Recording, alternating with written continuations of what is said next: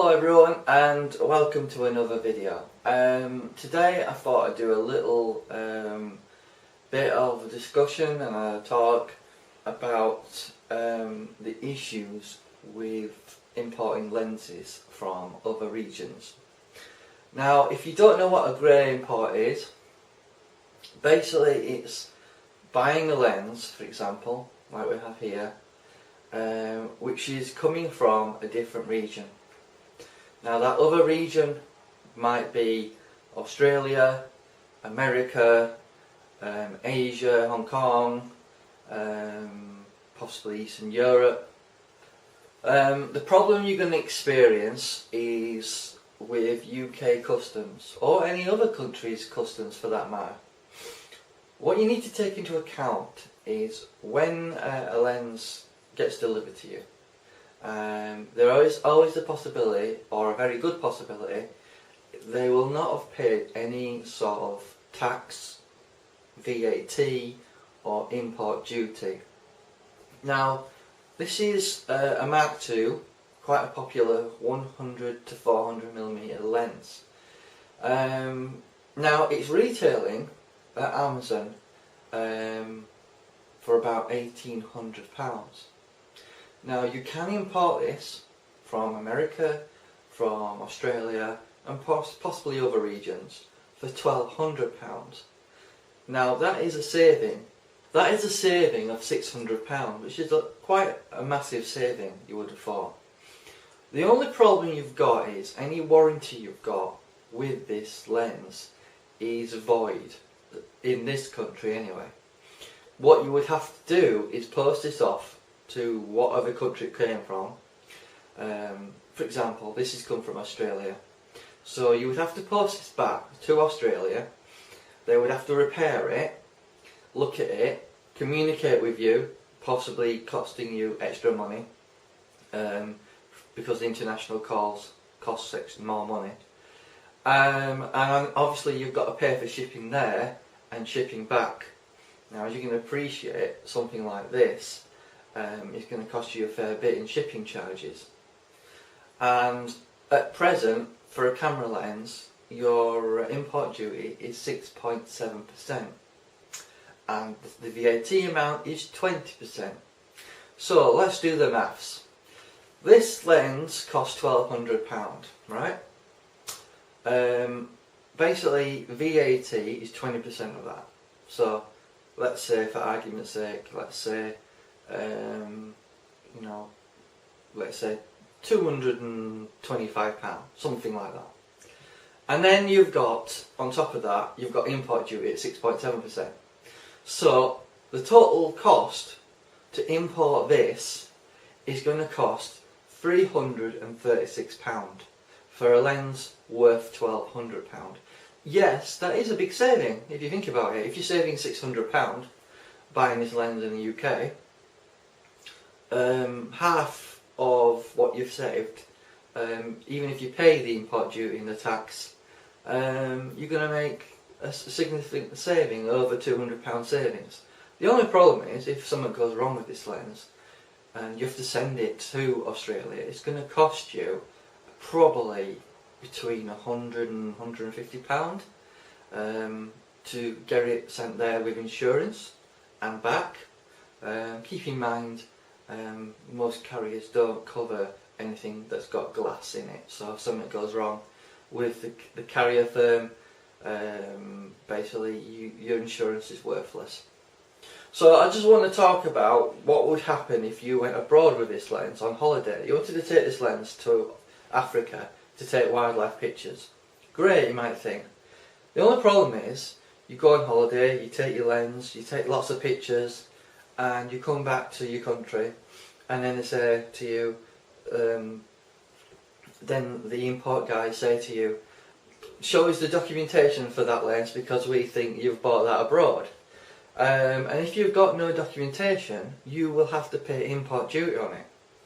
And unfortunately, that can be a problem because obviously you might not have that sort of money lying around, you know. Imagine if you bought a 500mm L f4 lens, you know, worth £6,000. You're going to have some major bill for that if you can't prove that you've paid your tax and VAT.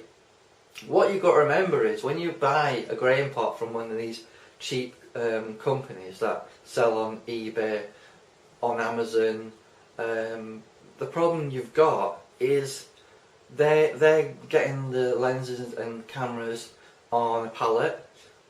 A lot of the time they're actually slipping through customs, so they're not paying any VAT or import duty on the equipment they're selling to you. So you, as far as you're concerned, you're buying it from them in the UK, possibly. They might have a warehouse. An example was this was delivered from Manchester, you know, not too far from West Yorkshire where I live. However, you've got to keep in mind that if you go abroad and you come back, they're going to be asking for proof of purchase, such as a VAT receipt. These companies have got them delivered on pallets, haven't paid any VAT or any sort of duty. So when they say they will provide you with an invoice, unfortunately that invoice doesn't mean it includes VAT or import duty. So you've got to weigh these things up. You know, are you prepared to pay VAT and duty if you're caught, basically? Because when the company doesn't pay the import duty and tax, who do you think has to pay it? Because the tax man won't go after the company, they'll go after you because you're the importer. So keep that in mind when you buy a grain pot. If you can, make sure the person that's brought it into the country has paid VAT and duty, because the last thing you want is to be landed with a bill. So I'm sending this back.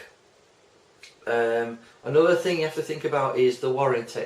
Now, as far as I know, Canon will honour basically grey imports under their warranty. They may choose to do so, possibly, but it is a risk to think about.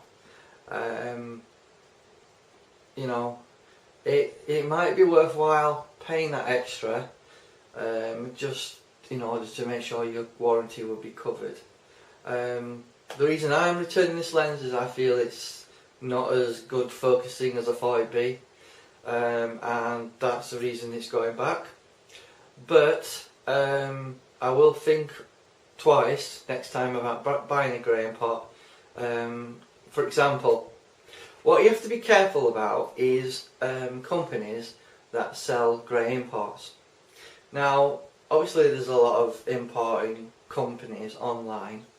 If I think about a few that come to mind, such as First Digital, SLR, Digital Rev, it's one of the big importers.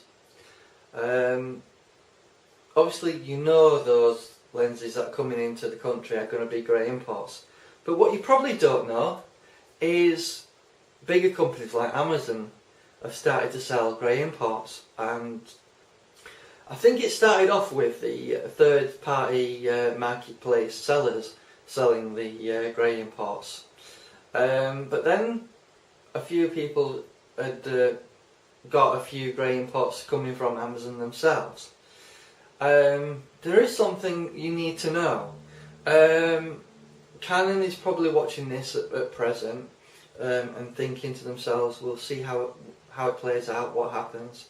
Basically, Sigma UK has decided to remove Amazon from their list of authorised sellers. So be careful and look on the manufacturer's list of authorised sellers. They tend to have a list, and just watch that list and make sure that your supplier or camera shop is on that list, because Sigma will honour the warranty as well if it's from another region. Basically, Sigma's own website states that it must be imported by Sigma Imaging UK, and they're authorised sellers.